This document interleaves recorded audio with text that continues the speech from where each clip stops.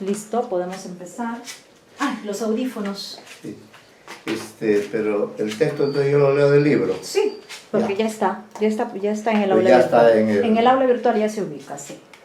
Ya. Entonces es así, ¿no?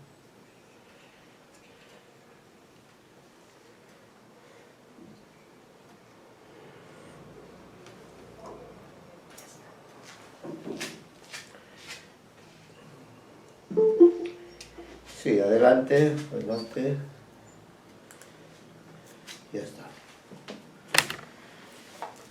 Bueno, muy buenas tardes, jóvenes del grupo de lecturas literarias hispanoamericanas, ¿no?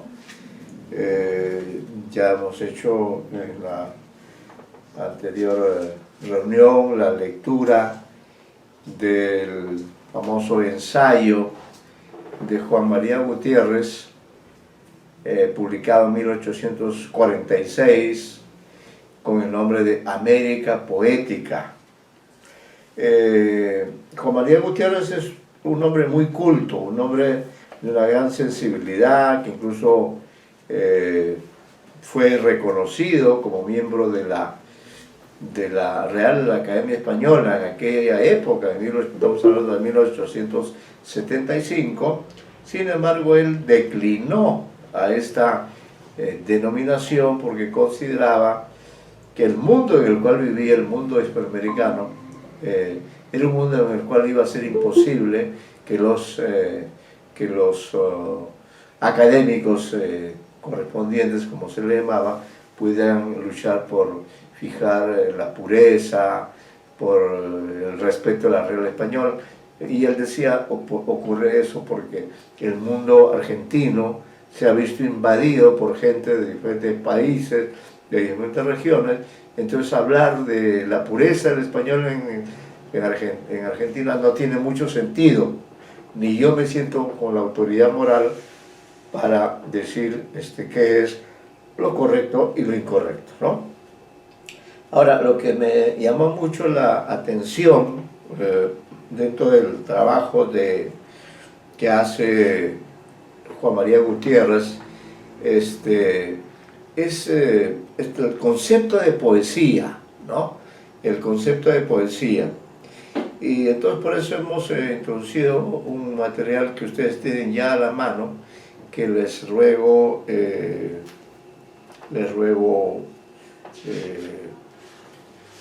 tener frente a sus respectivas carpetas, porque esta lectura va a ser una suerte de reflexión, un paréntesis, acerca del concepto mismo de lectura, que tanto me ha preocupado que esté lo más claro posible. La definición de la lectura no es una tarea fácil, pero quizá uno de los autores, bueno, la lectura y por otra parte, ¿qué cosa es la poesía, el poema? Estos conceptos que han sido trabajados por Octavio Paz en el libro El arco y la lira, ¿no? Entonces, diríamos, incentivado por este deseo de compartir, sin duda este es un texto que ustedes probablemente conozcan, han leído, ¿no? Hemos incluido esta lectura y vamos a compartir esta lectura y ustedes van a ir tomando nota de las ideas que crean que van a servir, porque como en las lecturas que tenemos hacia adelante hay varios poemas, ¿no? Entonces me interesa mucho la fineza del análisis, ¿no?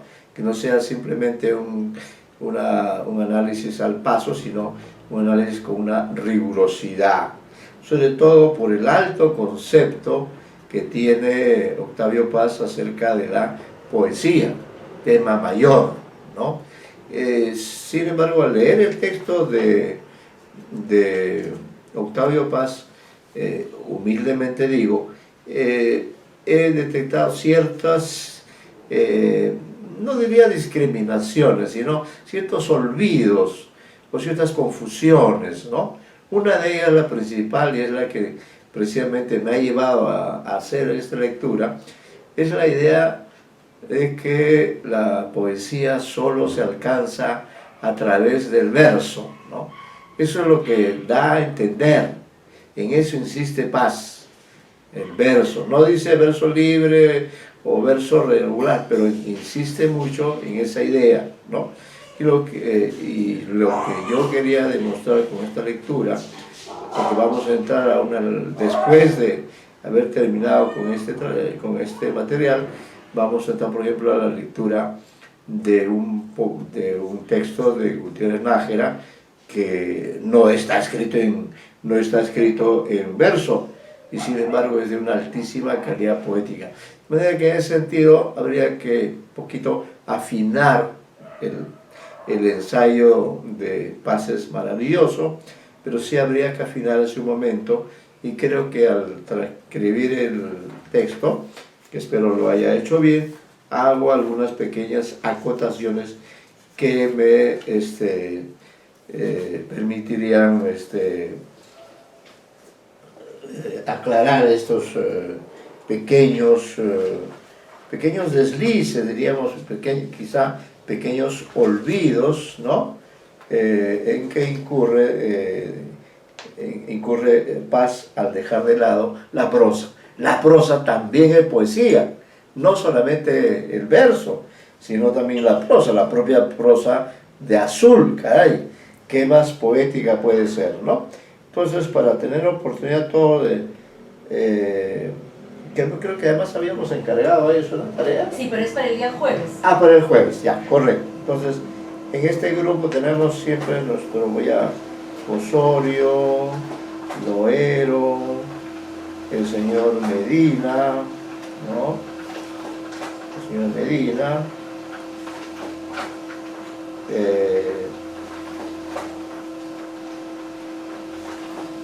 Osorio, Loero, Medina. ¿Son 4 alumnos? 4 estudiantes. Osorio. Está la lista impresa en su folder. Profesor. Sí, Osorio, Loero. Ah, lo tengo, estamos Sí, impresos. en su folder está todo impreso. ¿Ah? En su folder está la lista Ya. impresa. A ver, un momento, por favor, para tomar nota de los...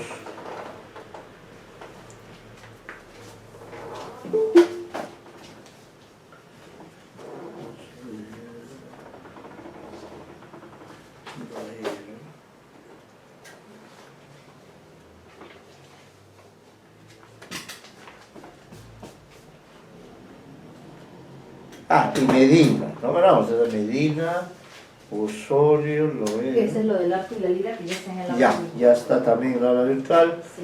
¿no? Entonces vamos a ver. ¿Quién de ellos me está faltando como alumno? No lo sé, doctor. Usted debe tener la lista está impresa, está en su folder. Ya, pero el folder... Está la señorita sí, el Loero, el señor Osorio, el señor Medina, la señorita Marcos. De Marcos era la señorita que me faltaba. Ya. Entonces, por favor, para que todos podamos participar y podamos ir haciendo paréntesis, repito, este texto de Octavio Paz, que ya ustedes lo tienen en la aula virtual, de paso, así corregimos si se han producido algunas erratas, porque tengo algunas algunas dudas si podría haber dejado de lado algún aspecto. Repito, este texto lo leemos desde nuestra perspectiva de lectores, pero el objetivo, como dice el propio texto, es cuando ustedes hagan el análisis, o cuando nosotros, o cualquiera de los que somos literatos, hacemos el análisis, sepamos bien por qué se dice, por qué tan rotundamente se afirma, ¿no?, que la poesía es conocimiento. Y dicho sea de paso, les he puesto ahí al final de la versión una antología mínima, ¿no? Una antología mínima. Pues yo creo que incluso por razones así de ejemplificación, vamos a ver en qué medida. Vámonos a la antología mínima, por favor. Vámonos a la antología mínima que está en la página 11, ¿ya? En la página 11. Entonces, lo que vamos a hacer es probar lo siguiente. Vamos a probar si efectivamente, en concordancia con sus ideas, cada uno de estos poemas es conocimiento, salvación, poder, abandono, operación capaz de cambiar al mundo. La actividad poética es revolucionaria por naturaleza. Ejercicio espiritual es un método de liberación interior. Ustedes son sobre todo lectores, ¿no? Quizá incluso la lectura la hacemos después, pero reforzados ya habiendo probado que esta tesis que él tiene, según la cual la poesía es conocimiento, y eso es lo que se discute con respecto a la literatura. Mucha gente dice, no, ¿para qué sirve la literatura? No tiene ninguna utilidad, la literatura es ficción, la literatura es evasión, la literatura es alucinación. Pero lo que afirma enfáticamente el poeta, y justo acá hay 1, 2, 3 y 4 textos, justo uno para cada alumno. Vamos a pedir que el primer análisis, pero esta idea, la pregunta es esta. Luego de leer el texto, a cada uno de ustedes va a responder a esta pregunta. Esta poesía que acabo de leer es un ejemplo poético de que la poesía es efectivamente conocimiento, sí o no, ¿no? Como la respuesta va a ser siempre sí, la pregunta es ¿qué conocimiento me ha dado este poema y a través de qué recursos, ¿no? Ahí ya ustedes se pueden extender en relación de, digamos, dónde creen ustedes que reside lo poético, como digamos, desde el punto de vista de Jacobson, dónde está, ya que la poesía está hecha en lenguaje, dónde está la esencia de la poesía en el lenguaje, ¿ya? Entonces vamos a pedir al señor Osorio, que está presente, que lea y luego nos responda con argumentos si es verdad o no que la poesía es conocimiento y qué conocimiento y de qué manera nos da ese conocimiento. A ver, señor Osorio, a usted le toca el poema La Rama, ¿ya? Léalo con calma y luego también sus ideas expóngalas así convincentemente. Ya. Bien. La Rama. Canta en la punta del pino un pájaro detenido, trémulo sobre su trino. Se yergue flecha en la rama, se desvanece entre alas y en música se derrama. El pájaro es una astilla que canta, se quema viva en una nota amarilla. Alzo los ojos, no hay nada. Silencio sobre la rama quebrada. Este poema está compuesto por 4 estrofas de 3 versos cada una. Bien, la rima está distribuida de la siguiente manera. Hay en un verso, en una estrofa, el primero y el tercer verso riman, tienen la misma rima, mientras que el segundo tiene el segundo verso tiene una rima que es libre, independiente de otras dos. Correcto. De su estrofa. Ahora, el poema nos está narrando una secuencia de sucesos. Hay un pájaro que al inicio está en la punta de un pino, está cantando y luego se yergue en la rama del árbol, de ese pino, y luego se va volando, suponemos. ¿Por qué? Porque dice que en la última estrofa, el yo poético alza los ojos y ya no ve nada. Hay un silencio sobre la rama que nos da a entender que el pájaro ya no está cantando. Claro. Y si no hay nada, no solamente no está cantando, sino que no está cantando precisamente porque ya no está ahí. Entonces, aparte de esta secuencia narrativa, el poema presenta pues un escenario en el cual el pájaro a veces se confunde con su música. Cuando se dice que se quema, que es una astilla que se quema viva en una nota amarilla. Aquí hay a esto que le dicen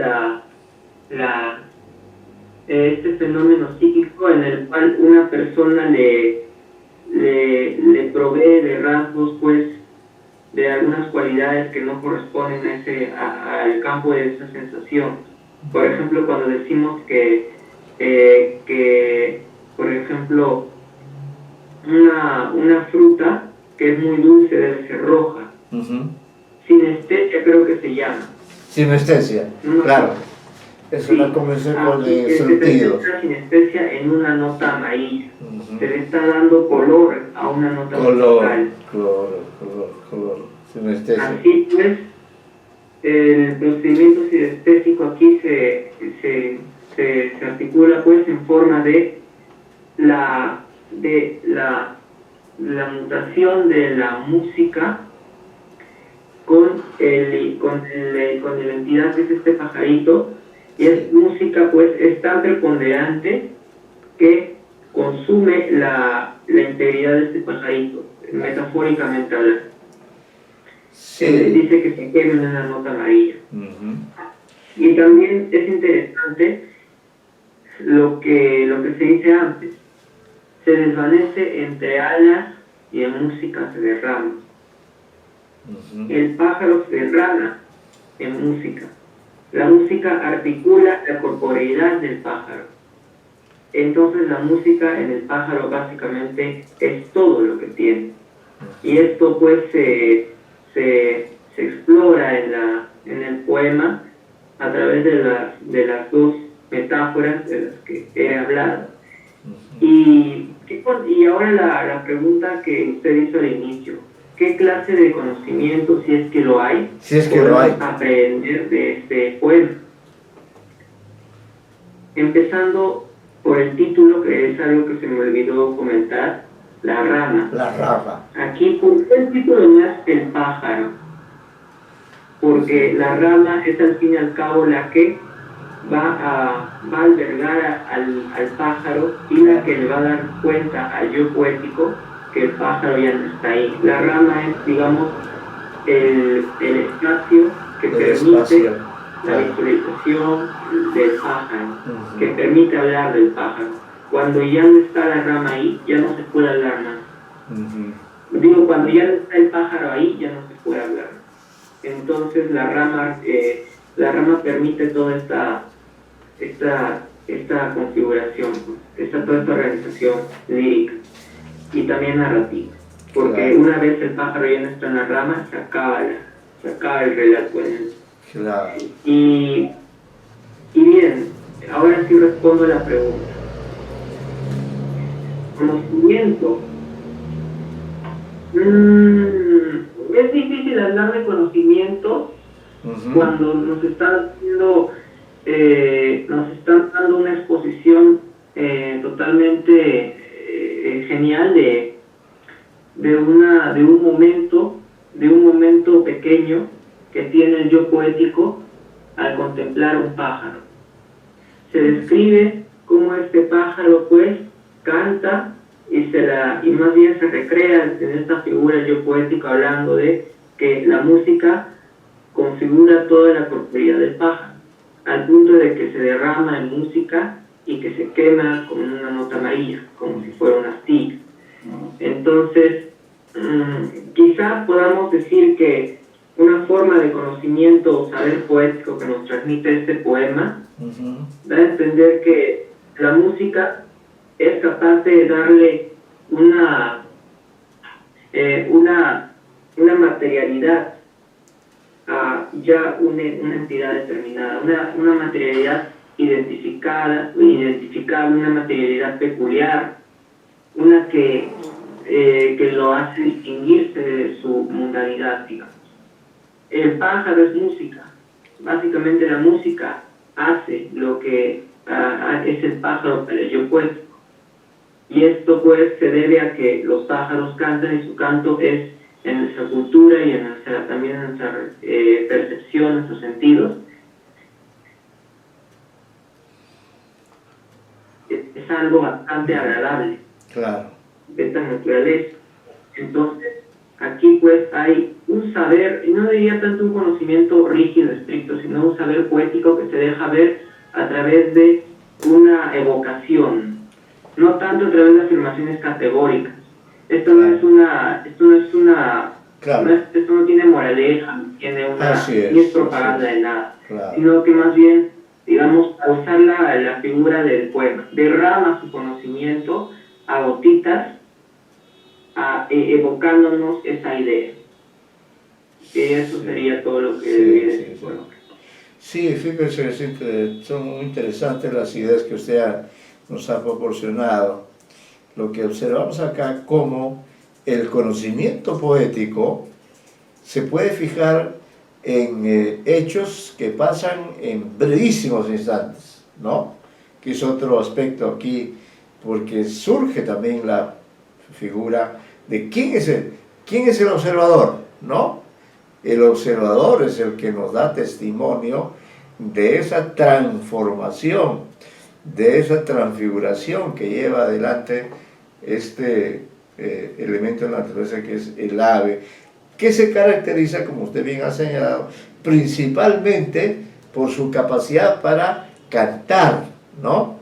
Esto prueba lo que dice también Octavio Paz, que la poesía no solo está en la palabra humana, sino está en la música de las aves, pero también puede estarlo en el color, por ejemplo, ¿no? Y acá también se hace referencia al color, como usted bien lo ha señalado, ¿no? Yo diría, fíjese usted, en este poema nos está brindando una visión privilegiada ¿de qué? De la realización plena que está viviendo esta ave, y de ese privilegio que tiene el poeta de asistir a la plenitud existencial que ha alcanzado este pequeño ser que es el ave. Y nos deja con la incertidumbre si toda esta transformación, si toda esta expresión que ha alcanzado el ave en esta rama que usted también ha destacado, lo lleva, digamos, a abandonar ese lugar, o me da la impresión que el ave, al cantar, y esto es algo que usted lo ha destacado muy bien en la estrofa tercera, cuando dice, es decir, que el ave cambia de naturaleza, deja de ser ave, deja de ser animal, y se transforma ¿en qué? En una astilla, en un elemento vegetal. Entonces podríamos ir ahí una suerte de metamorfosis, ¿no? Y ya no es ave para el poeta, sino es una astilla, dice, que canta y se quema viva, ¿no? En una nota amarilla. Extraordinaria. Y hoy esta estrofa es especialmente importante, ¿no? Porque luego de haber presenciado, es decir, esta realización plena, total, absoluta del ave, que se ha transformado su naturaleza, se ha unificado con el árbol, ¿no? Canta, que es lo más valioso, y se quema viva en una nota amarilla, es decir, se quema viva, como usted bien ha señalado, en una nota amarilla, ¿no? Entonces la poesía es aquel fenómeno que nos permite contemplar a través de la palabra, ¿no? a través de la forma poética, nos permite observar un suceso que puede ser protagonizado por un ave. Mire, en este caso, es un ave cualquiera, ¿no? Es un ave más de las miles y de millones de aves. Pero lo privilegiado del poeta es esta suerte que tiene de apreciar esa suerte de metamorfosis, esa transformación, esa plenitud que alcanza el ave al cantar y, como dice, quemarse viva, ¿no? Es decir, en realizarse, que cuando uno tiene una experiencia estética fundamental, como dice a veces uno, leí ese libro y me cambió la vida, ¿no? Algo así equivale aquí. El ave no es un ser, diríamos así, intrascendente, no. El ave también vive esta experiencia estética y pareciera, por los datos que hay en la estrofa tercera, que el ave ha muerto en este canto. Es la impresión que me da. Podría ser que, porque es, como usted bien dice, el poema nos está dando un conocimiento, pero un conocimiento abierto, ¿no? Porque lo sorprendente es que quien ha estado siguiendo todo esto, el que ha estado siguiendo esta transformación, es el que ha estado viendo, el que ha estado oyendo, el que ha estado calificando, ¿no? El que ha estado cantando ese ritmo hermoso, por ejemplo, que hay en la segunda estrofa cuando dice se yergue, ¿no? Erguirse es una actitud maravillosa, como de canto al universo. Se yergue, flecha en la rama, ¿no? La flecha es algo que tiene un sentido, una dirección. Se desvanece entre alas y en música se derrama. ¿Qué metáfora tan extraordinaria! Y en música se derrama, ¿no? Asume, como decía en esta tercera estrofa, es una astilla, ¿no? Ya la define de esa manera. Dice, el pájaro es una astilla que canta y se quema viva en una nota amarilla. Al solo cambia la atmósfera, ¿no? Es decir, el desenlace. Pero con dramatismo también. Alzo los ojos, no hay, dos puntos, no hay nada. Silencio sobre la rama quebrada. Ya no hay canto. Está la rama, pero ojo el detalle, la rama está quebrada. ¿Qué ha pasado? El ave se ha transformado y al quemarse, por tanto, ya no existe esa rama, o el ave ha volado. Quedan esas dos posibilidades, ¿no? Pero creo que este poema confirma muy bien la importancia que él le concede al canto, a la expresión, ¿no? Es otra idea que comparte otro teórico de la poesía, Tortuondo, es un cubano, que afirma que, digamos, lo poético no está solo en el ser humano. No es solo que quien ha creado la poesía es el ser humano, no. El ser humano ha creado la poesía, pero a semejanza de la naturaleza. Es la naturaleza, la maestra del ser humano, que le ha, diríamos, permitido comprender estos mecanismos misteriosos, ¿no?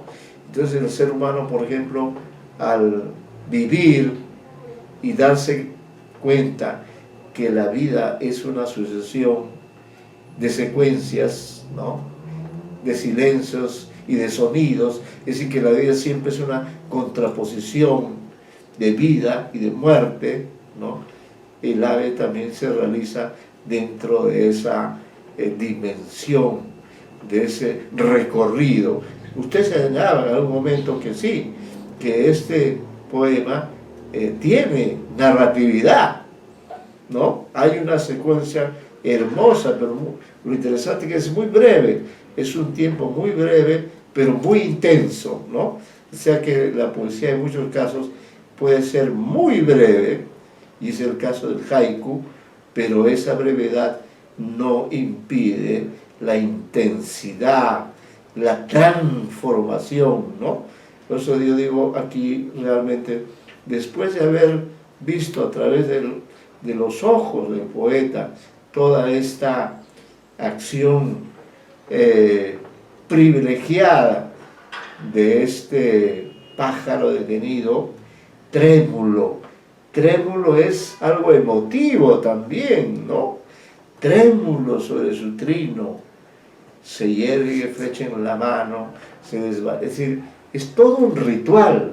Lo que nos ha escrito es el ritual del ave, de ese ritual que lo ha llevado a él a conocer también, ¿no?, la experiencia del canto, la experiencia de su plenitud en tanto elemento del universo, y que por ello está también provisto de un color, de un ritmo, de un erguirse, de un realizarse plenamente, y de, diríamos, de todas maneras, dejar una huella que queda ya para la disquisición del lector, ¿no? Cuando dice, alzo los ojos, no hay nada. Ya pasó el instante maravilloso, poético, ya pasó. Llegó el silencio, silencio sobre la rama, pero esa rama es una rama quebrada. Ha habido ahí en el poema entonces esos instantes en que ha sido protagónica la presencia del ave, ¿no? Ha sido protagónica esta transformación. A eso se refiere, por eso creo que es mejor que hayamos partido con los ejemplos en los cuales Paz realiza eso. A mí me pareció maravilloso realmente este poema, y el análisis que usted ha hecho también me ha enriquecido mi conocimiento sobre, pero como usted bien dice, no es un conocimiento que yo pueda medir y pesar, no, pero es un conocimiento que se puede sentir, ¿no?, que puede provocar en mí un placer estético, y ese es el tipo de conocimiento que provoca la poesía, aún con sucesos nimios, aún con sucesos pequeños de la naturaleza o de los animales. En todos ellos encontramos siempre esta búsqueda de la plenitud, ¿no? Creo que este poema en ese sentido es muy maravilloso. Ahora le ha tocado al Loero enfrentarse a un poema muy breve, pero yo creo bien complicado, y después yo no sé, este poema que se llama Epitafio para un poeta. A ver, ¿qué lectura? Y ahí juega también él, no sé si se vuelve culterano o conceptista, pero este epitafio para un poeta me ha parecido un poema, sí, buenas tardes. Entonces, eso le ha tocado a la señorita Loero, y estoy seguro que nos va a proporcionar también, pues yo no espero su ayuda para, acá también se habla del canto, ¿no?, del campo y otros elementos. Entonces, lea usted el poema y luego nos comenta qué le parece este poema en relación con las preguntas que hemos planteado y cuyas argumentaciones las escucharemos de su parte. Bien, buenas tardes, profesor. El poema es Epitafio para un poeta. Quiso cantar para olvidar su vida verdadera de mentiras y recordar su mentirosa vida de verdades. Como es un poema breve, el primer, segundo y cuarto verso riman, porque termina de cantar en A. Ajá. Me parece que en la brevedad está O sea, ha sido breve a propósito para concentrar esto que es el sentimiento de un poeta, ¿no? Empezando con el título, ¿no? Habla de epitafio para un poeta, es lo que se escribe en la lápida, ¿no? Es lo que va a quedar cuando muera, porque lo que queda después de un poeta, lo que trasciende son sus poemas, son sus cantos, Claro, ¿no? ¿no? Por eso se quiso cantar el deseo del poeta, de esta persona que escribe y quiere producir a través de lo ficticio, a través de la métrica, es cantar con la armonía y con ciertas representaciones de la realidad, para olvidar su vida verdadera de mentiras. Entonces, la vida verdadera del poeta vendría a ser esta vida física, ¿no? En la que él tiene que vivir, crecer, puede ser casarse, tener hijos, trabajar. Entonces, toda esta vida es verdadera porque es lo que pasa en la realidad que conocemos, pero está llena de mentiras para el poeta porque hay cosas que son aparentes, de que no se muestran como son a los ojos de alguien sensible, ¿no? Porque un poeta normalmente tiene una sensibilidad diferente, una manera de ver la realidad diferente. Claro. Entonces, en esta vida verdadera, todo lo que el poeta quisiera poder reconocer como verdadero no lo es. No lo Podría ser otras personas. Por eso lo quiero olvidar, ¿no? En el mundo, ¿no? Sí, sí. Entonces, en un mundo donde no se pueden controlar las representaciones, ¿no? En cambio, él recuerda, al escribir, al cantar, esta vida mentirosa de verdad, esta mentirosa vida de verdad es que él ha creado, ¿no? Él, al cantar lo que produce o al construir, puede recordar aquello que sí controla, aquello que él puede mostrar como verdadero, ¿no? Sus verdaderas reflexiones, su verdadero ser, o lo que él piensa que es verdadero en los demás, ¿no? Las construcciones sobre la naturaleza verdadera o sus sentimientos verdaderos o pensamientos verdaderos que podría no decir en su vida física en este mundo, ¿no? Tal vez su identidad es más real cuando canta, es más real cuando escribe. Y me parece que es un poema muy, en un sentido personal para el creador, ¿no? Claro. Y el conocimiento que deja es de la importancia de la ficción y de la poética para un poeta y para aquel que produce, ¿no? Para un cantor ya establecido, que de cierta manera a través de aquello que produce. Y es eso lo que va a dejar cuando muera. O sea, claro. esta vida falsa, pero que contiene de él lo que va a quedar cuando muera, en su epitafio, no lo que va a quedar en el mundo.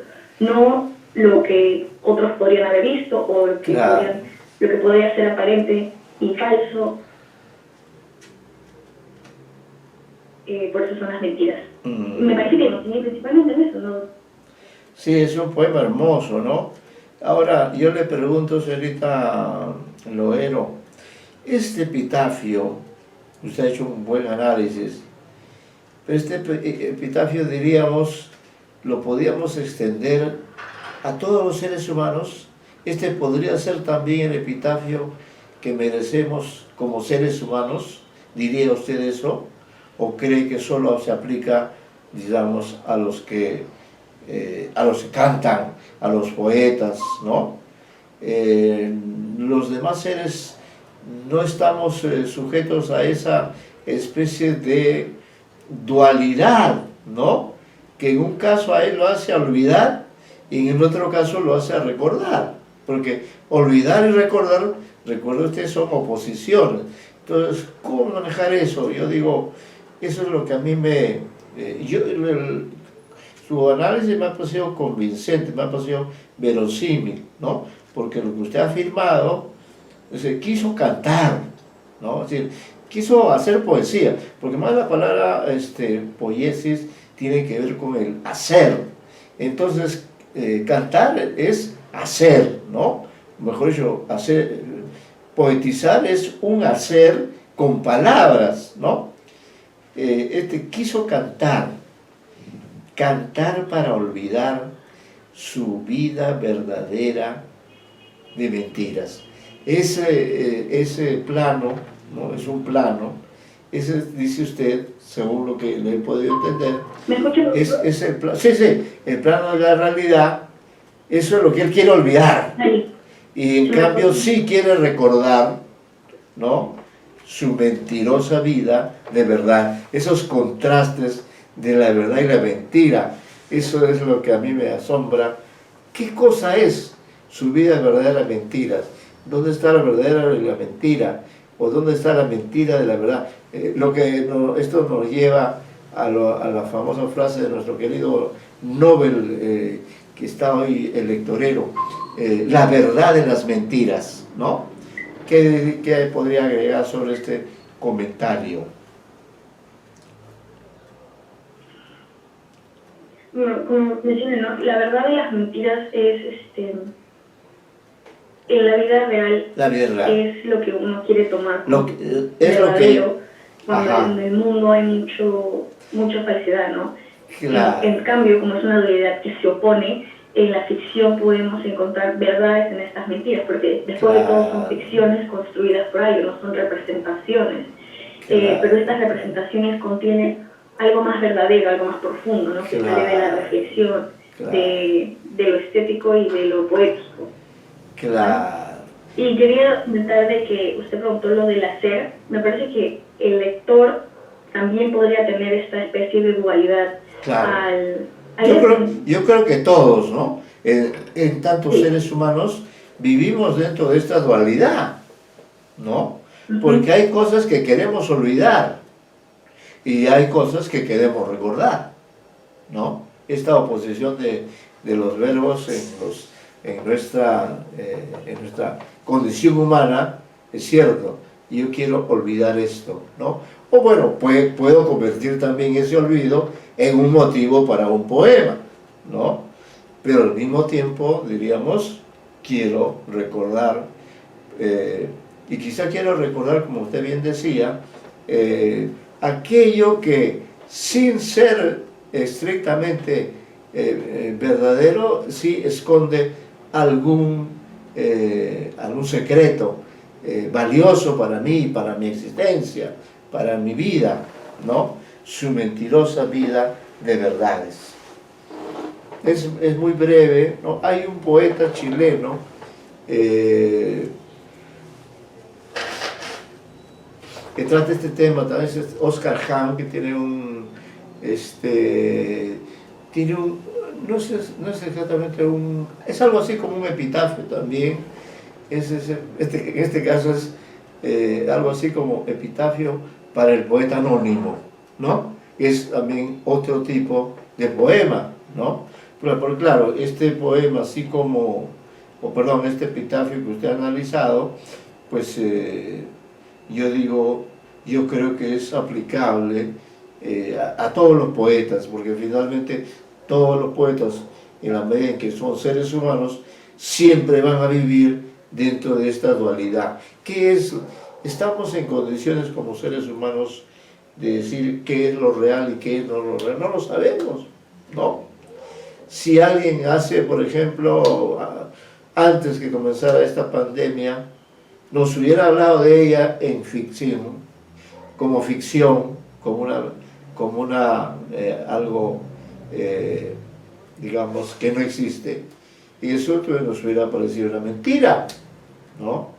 Algo que es una ocurrencia de un escritor de ciencia ficción o de futuro. Pero hoy esa realidad que hubiéramos pensado que jamás llegaría, que jamás viviríamos, hoy es una experiencia cotidiana, ¿no? Y una de las formas a través de las cuales tratamos de sobrellevar realmente, ¿no? Sobrellevar esta vida, supuesta vida verdadera, pero verdadera con mentiras, ¿no? Y ve usted ahora la lucha política en nuestro país por números más, números menos. Ve usted esa confrontación. ¿Quién tiene la verdad y quién miente? Otra vez sale a relucir acá esta oposición fundamental, ¿no? Como veíamos en el poema anterior, acá también vivimos los seres humanos socialmente e individualmente dentro de un mundo que es, del cual no estamos seguros si es verdadero o si es mentiroso o si el mundo en el fondo es una mezcla de ambas cosas, y quizá por eso a veces nos quedamos en la duda, en la incertidumbre, y nuestra vida se convierte en una suma de eso, ¿no? En una suma de experiencias que, bueno, que nos van... hay otro poema acá, el que viene enseguida, también es un poema muy breve, y especialmente se lo hemos dado al señor Medina para que lo analice, porque también es un poema brevísimo, ¿no? Brevísimo, también creo que son 2 estrofas, pero realmente es uno de los poemas más extraordinarios que me ha tocado leer, y me ha producido la misma impresión, esa conmoción.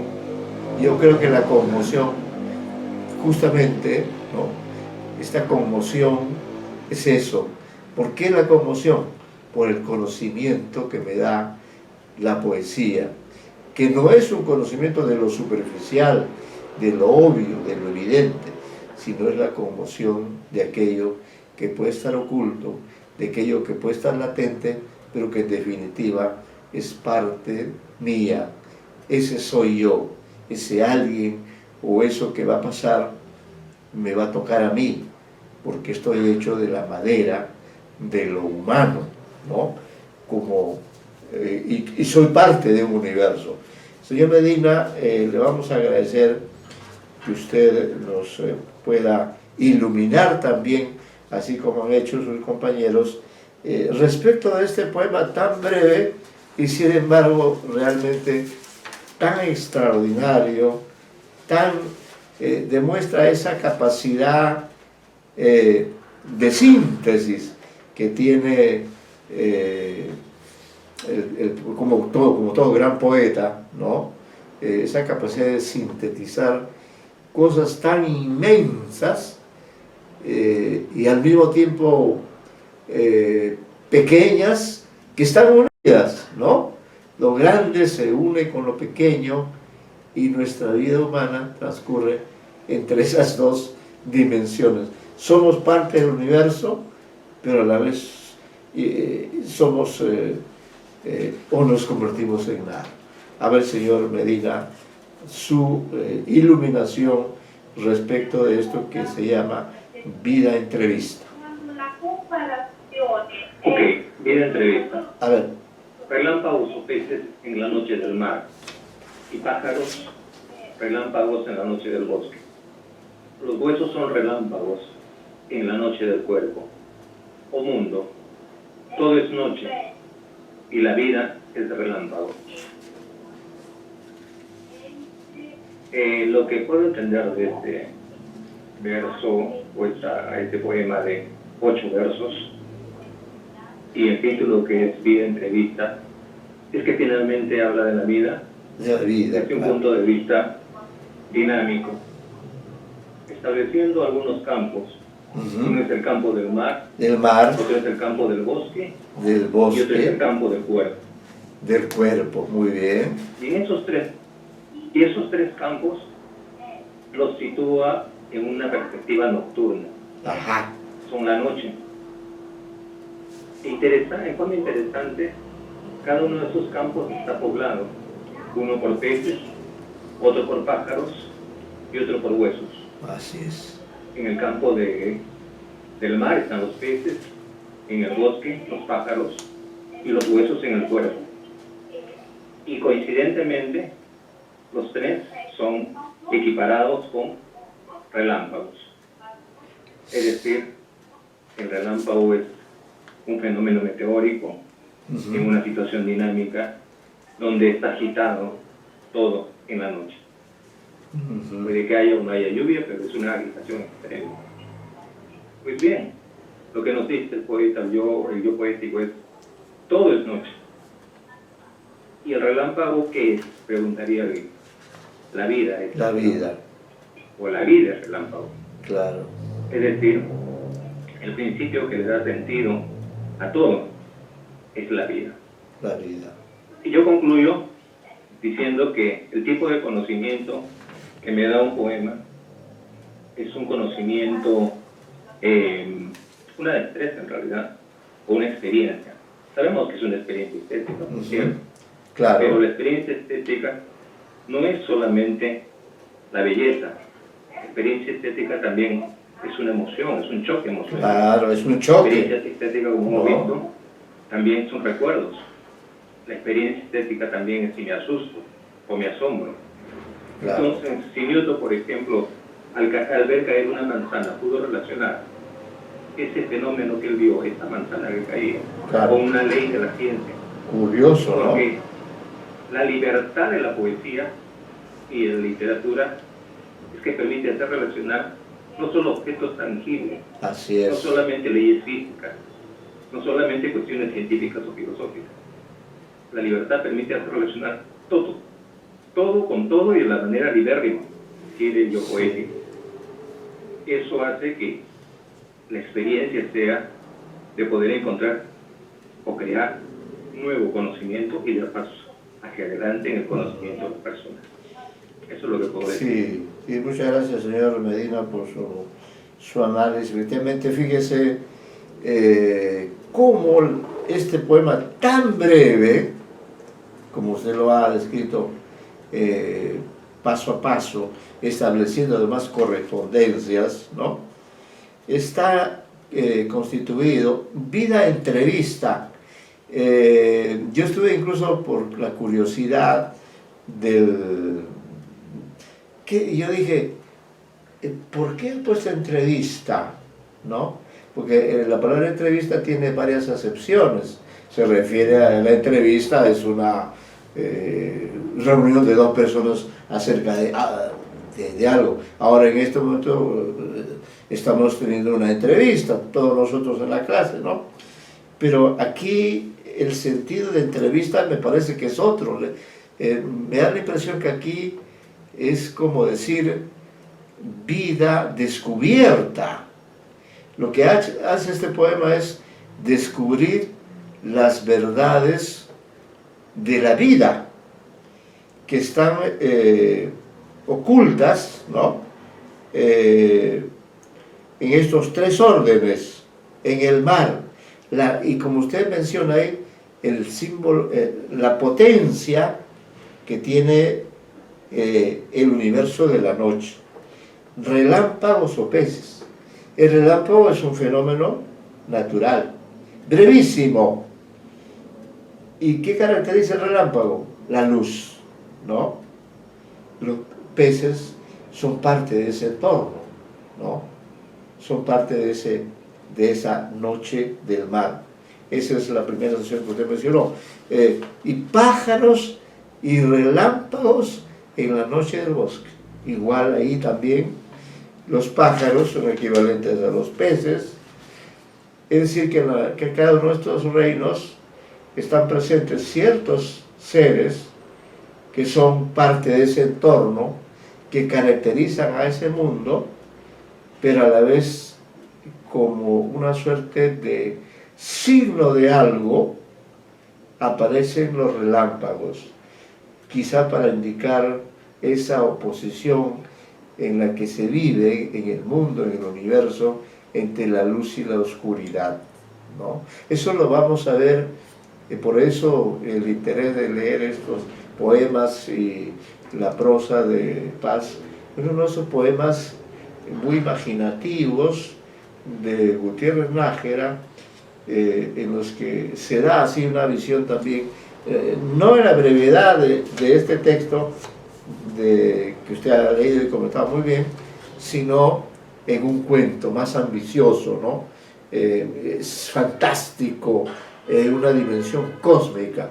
Por eso me interesaba precisamente que tengamos bastante claridad con respecto a cómo la poesía o la literatura en general lo abarca todo y lo abarca de una manera extraordinaria e irrebatible desde ese punto de vista, ¿no?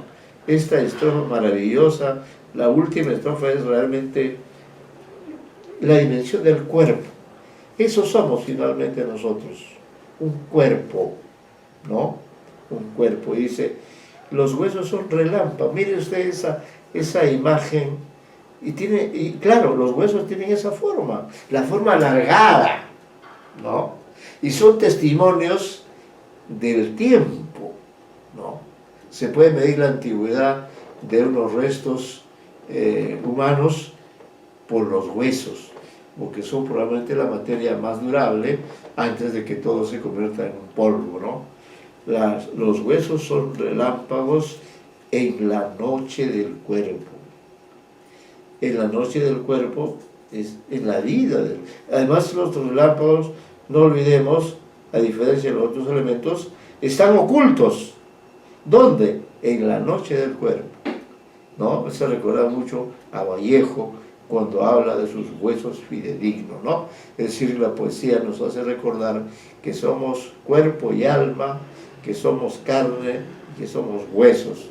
Y que finalmente, como dice el poeta, oh mundo, todo es noche y la vida es relámpago, ¿no? Y creo que estos tiempos que estamos viviendo confirman plenamente eso.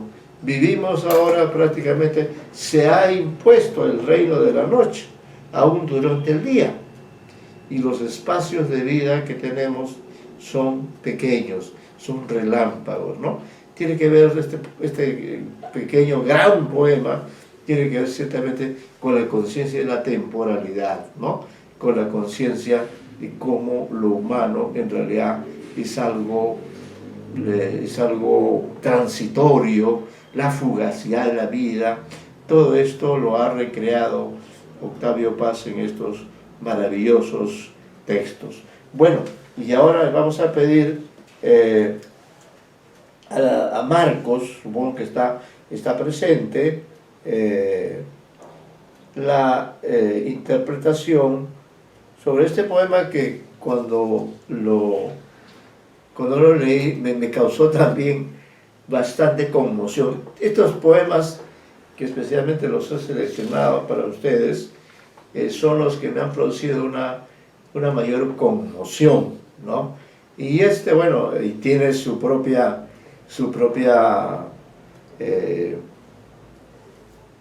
naturaleza explosiva también, porque yo creo que lo que caracteriza todos los poemas es que producen explosiones e implosiones en el alma de los lectores, ¿no? Que era lo que nos interesaba destacar. Entonces, por favor, Marcos, le pediríamos usted lee el texto y luego ver en qué. Y fíjese que aquí está hablando de las palabras, está hablando el poeta está hablando de sus propios materiales de trabajo, que son las palabras, porque sin las palabras no existiría la poesía, ¿no? Esa es otra curiosa realidad con la que el mundo sin duda nos inquieta. Sí, le escuchamos. Sí, profesor. Las palabras, dales la vuelta, cógelas del rabo, chilla en putas, azótalas, dales azúcar en la boca a las rejivas, inflalas, globos y pínchalas, sórbeles sangre y tuétanos, sécalas, cápalas, písalas, gallo galante, tuérceles el gaznate cocinero, desplúmalas, destrípalas toro, buey, arrástralas, hazlas poetas, haz que se traguen todas.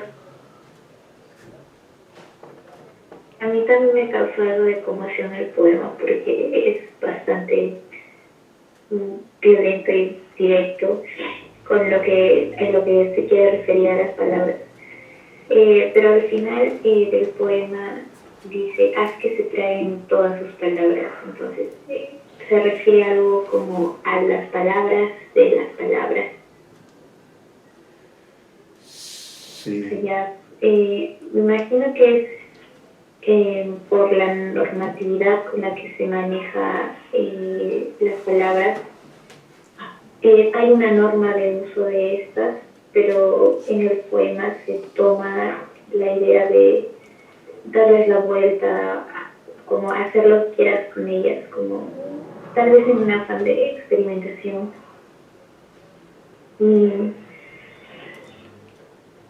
Y bueno, primero recoge a varios animales, personajes que también van a hacer que desastre con las palabras, el gallo galante, el cocinero, el toro, el buey, y el último es el poeta, y se nota que es mucho más contundente en esta parte.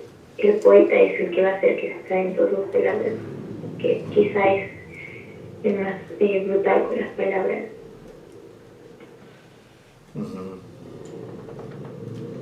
Sí, ahí le puse el significado de rejegas, ¿no?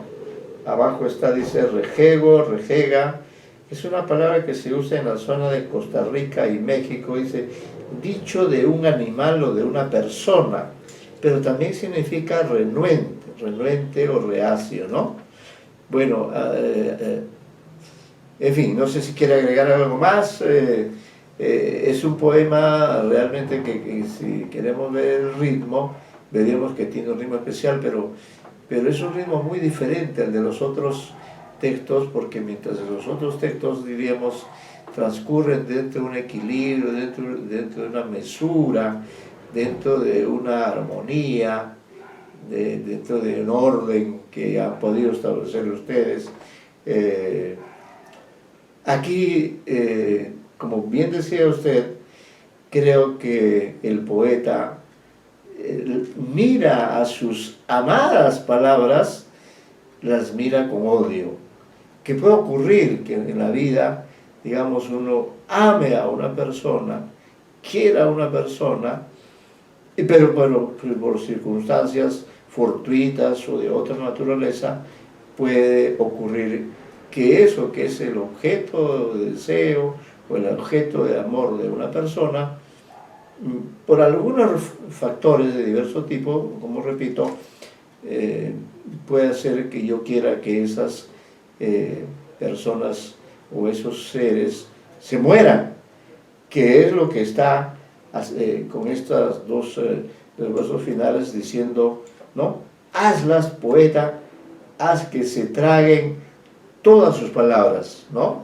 Es decir, es un poema donde prima la ira, prima la cólera contra las palabras, o en fin, el conflicto con esas palabras que en cambio en todos los otros poemas nos han servido para revelar todo esto que hemos visto esta tarde. Pero entonces las palabras también tienen una doble dimensión, se podría decir. Las palabras sí sirven para crear la más alta expresión artística, que es la poesía, así como las palabras también pueden servir para fines totalmente contrarios, diría usted. ¿Por qué esa actitud del poeta frente a sus palabras de llegar a tratarlas de putas, ¿no?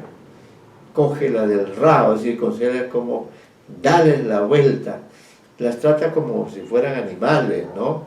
Dales azúcar, inflalas, globos, pínchalas, sórbeles sangre y tuétanos, sécalas, cápalas, písalas, gallo galante, tuérceles de garrate, cocinero, desplúmalas, destrípalas, toro, buey, arrástralas, hazlas, poeta, haz que se traguen todas sus palabras. Es decir, aquí diríamos esta intensidad, esta suerte de ira, de ferocidad en el poeta, es algo que llama la atención. No sé si alguien más quiere intervenir sobre este último poema.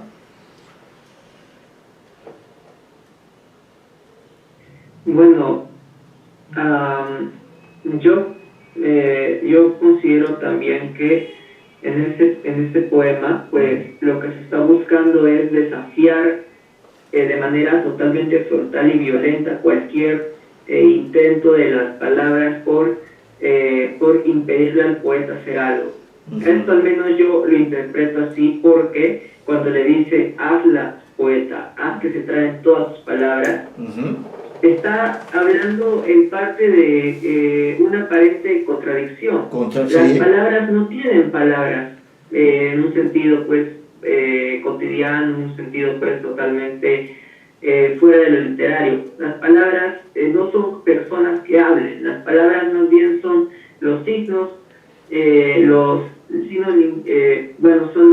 son todos los componentes con los que nosotros nos comunicamos. Claro. Pero cuando se les dice a las palabras que se van a tragar sus palabras, es porque las palabras están haciendo algo, o más bien dicen algo que queremos que dejen de decir. ¿Y qué podrían decir las palabras a un poeta para que al final tenga que hacer que se traguen sus palabras? Impedir que se exprese.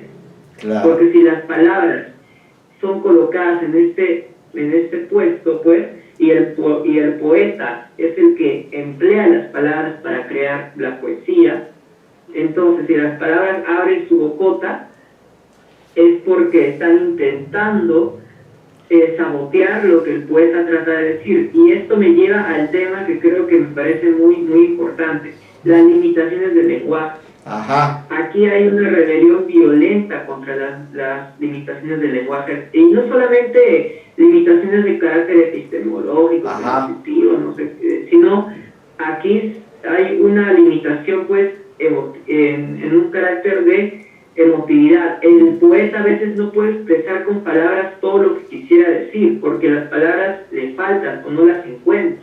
Entonces, ¿a qué invoca el yo poético?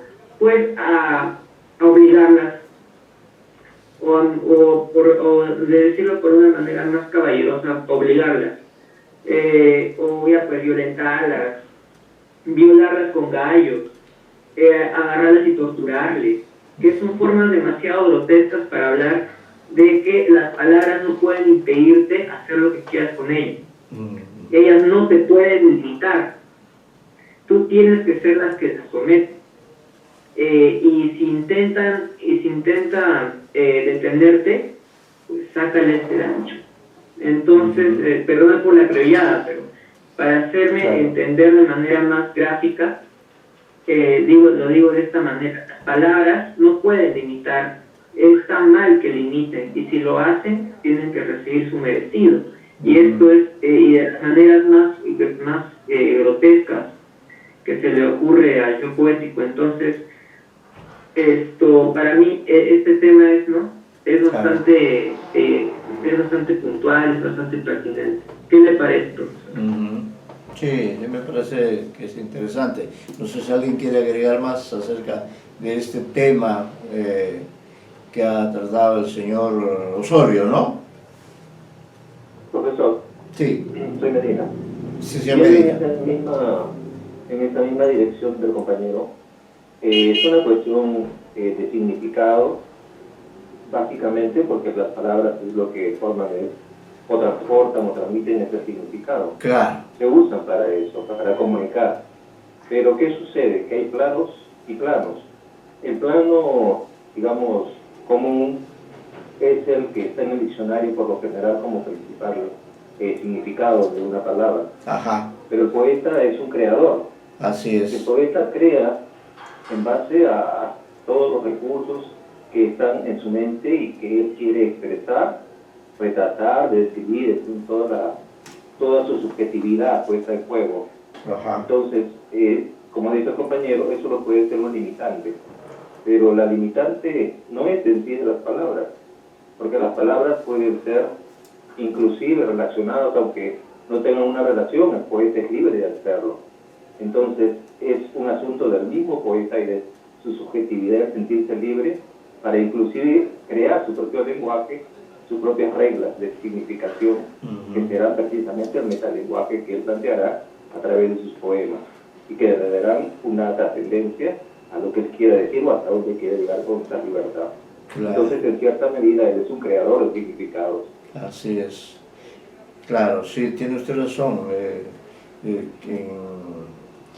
El valor de la palabra es extraordinario, ¿no? Es algo que ha hecho posible la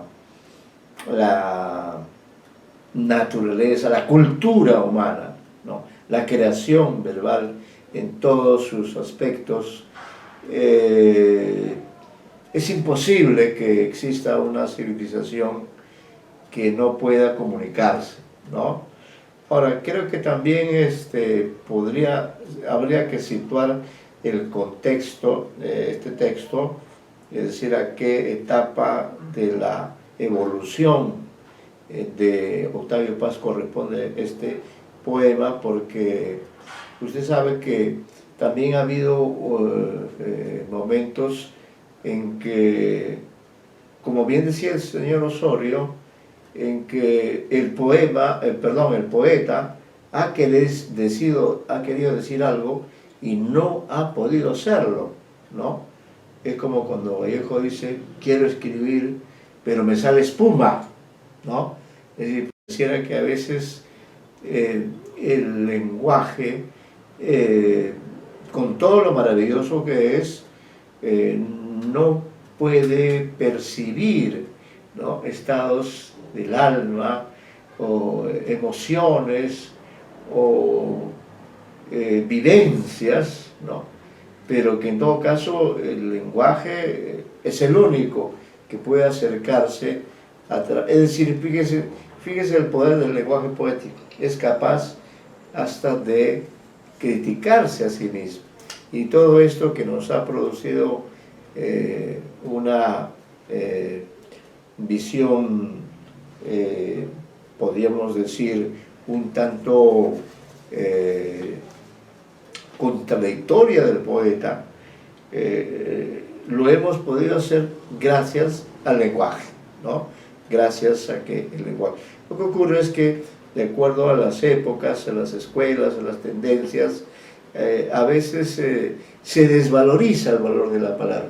Yo creo que a eso también puede aludir esto, a que, como se decía en los principios de que se iba creando el idioma español, hay un rey famoso, el rey Alfonso el Sabio, ¿no?, que advierte mucho acerca del cuidado con que uno debe usar las palabras, ¿no? O sea, cuidado con las palabras, porque si tú dices algo con esa palabra te compromete, ¿no? Entonces podría referirse también a eso, a que, digamos, en algunos casos la palabra se usa con fines más bien negativos, o con fines de manipulación, por ejemplo, cuando se quiere forzar una verdad que no es tal, ¿no?, se recurre al lenguaje, o lo que se llama la retórica en sí misma, cuando puede haber algunas expresiones poéticas que pretenden decirlo todo y no dicen nada, ¿no? Mientras que, como hemos visto con nuestro amigo Octavio Paz, los poemas en su brevedad creo que nos han revelado, ¿no?, todas estas verdades, y por eso que creo que yo voy a leer, ¿no?, y ya continuaremos, pero sí vamos a recordar lo que dice, luego de haber tenido la experiencia de leer sus poemas. Vamos a ver qué nos dice en el plano reflexivo, poesía y poema, y ahí también, como le decían, pero páginas más adelante, quizá si hay alguna pregunta también, ¿no? Dice, la poesía es conocimiento, salvación, poder, abandono, operación capaz de cambiar al mundo. La actividad poética es revolucionaria por naturaleza, ejercicio espiritual, es un método de liberación interior. Eso es lo que ha hecho valer en ese poema, ¿no? Se ha liberado. La poesía revela este mundo, lo acabamos de ver en sus poemas, ¿no? Crea otro, pan de los elegidos, alimento maldito, aísla, une. Claro, puede servir para fines diversos, según la intención del hombre, y esto ya no es responsabilidad del lenguaje. Invitación al viaje, regreso a la tierra natal, inspiración, respiración, ejercicio muscular, plegaria al vacío, diálogo con la ausencia, el tedio, la angustia y la desesperación la alimentan. Es eso, es lo que el poeta está desesperado por decir algo más. Exorcismo, conjuro, magia, sublimación, compensación, condensación del inconsciente, expresión histórica de razas, naciones, clases, niega la historia. En su seno se resuelven todos los conflictos objetivos y el hombre adquiere al fin conciencia de ser algo más que tránsito, experiencia, sentimiento, emoción, intuición, pensamiento no dirigida, hija del azar, fruto del cálculo, arte de hablar en una forma superior, lenguaje primitivo, obediencia a las reglas, creación de otras, imitación de los antiguos, copia de lo real, copia de una copia de la idea, locura, éxtasis, logos, regreso a la infancia, coito, nostalgia del paraíso, del infierno y del limbo, juego, trabajo, actividad ascética, confesión, experiencia innata, visión, música, símbolo, analogía. El poema es un caracol en donde resuena la música del mundo, y metros y rimas no son sino correspondencias, ecos de la armonía universal, enseñanza moral, ejemplo, revelación, danza, diálogo, monólogo, voz del pueblo, lengua de los escogidos, palabra del solitario, pura e impura, sagrada y maldita, popular y minoritaria, colectiva y personal, desnuda y vestida, hablada, pintada, escrita, ostenta todos los rostros, pero hay quien afirma que no posee ninguno. El poema es una careta que oculta el vacío. Miren lo que dice: prueba hermosa de la superflua grandeza de toda obra humana. Es decir, los poemas son importantes porque dejan testimonio de la vida de alguien a través de lo más individual que uno puede tener, que es la mente, que es el imaginario, ¿no? ¿Cómo no reconocer en cada una de estas fórmulas al poeta que las justifica y que al encarnarlas les da vida? Expresiones de algo vivido y padecido, no tenemos más remedio que adherirnos a ellas, condenados a abandonar la primera por la segunda y a esta por la siguiente. Su misma autenticidad muestra que la experiencia que justifica a cada uno de estos conceptos los trasciende. Habrá pues que interrogar a los testimonios directos de la experiencia poética. La unidad de la poesía no puede ser asida sino a través del trato desnudo con el poema, ¿no? Es lo que ha hecho en este último poema, donde ha querido ver al lenguaje desde sus diferentes aspectos, de verlo como propiamente si fuera un ser humano y que pueda sufrir una degradación mediante la presencia de todos estos elementos que ha mencionado, ¿no?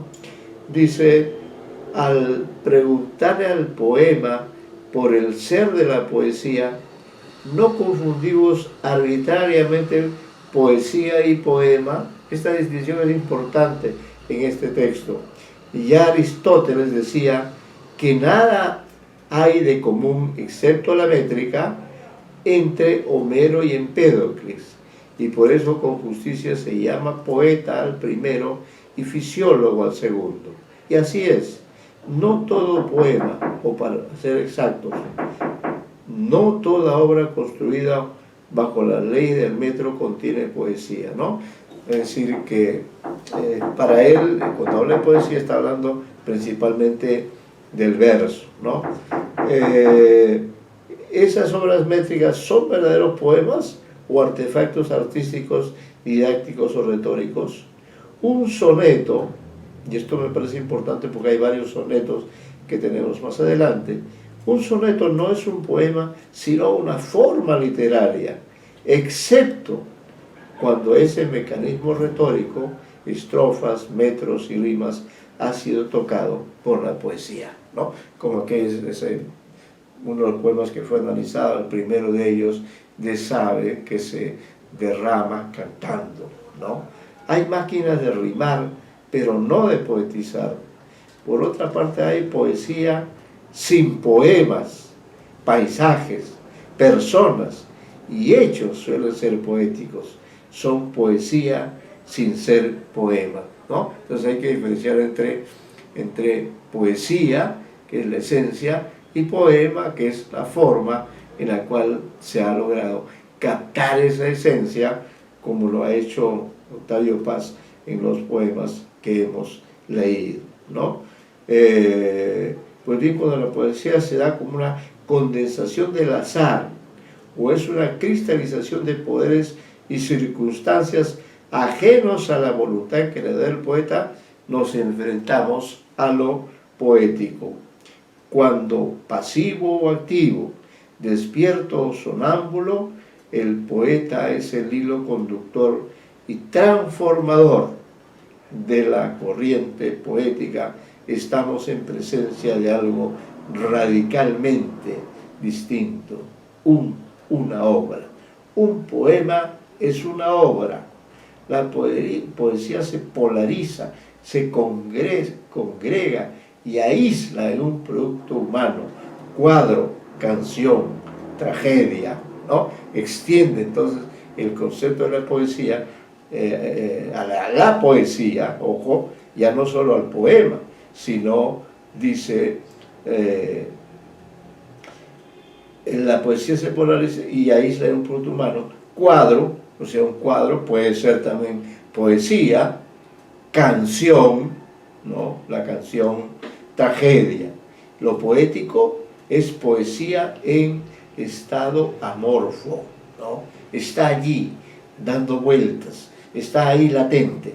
El poema es creación, poesía erguida, ¿no? O sea, lo poético es una dimensión que está ahí latente, está en forma intuitiva, si se quiere, en forma secreta o en forma latente, y ahí viene el trabajo del poeta. Solo en el poema la poesía se aísla y revela plenamente. ¿Qué es lo que ha hecho Paz, me parece, en estos poemas que hemos leído? Es lícito preguntar al poema, por el ser de la poesía, si deja de concebir a este como una forma capaz de llenarse con cualquier contenido. El poema no es una forma literaria, sino el lugar de encuentro entre la poesía y el hombre. Creo que esto es lo que hemos visto en cada uno de los poemas que ustedes han analizado, ¿no? En que este poema no es simplemente una forma, sino el lugar de encuentro entre la poesía y el hombre, o entre la poesía en general, el universo, pero a través de la palabra humana, ¿no? Poema es un organismo verbal que contiene, suscita o emite poesía. Forma y sustancia son lo mismo, ¿ya? Bien, aquí nos vamos a quedar en este párrafo, ¿ya? Y continuaremos con la lectura y pueden ustedes también traer algunos la próxima clase, algunos poemas de su propia selección, de su propia de sus propias preferencias, a fin de que podamos verdaderamente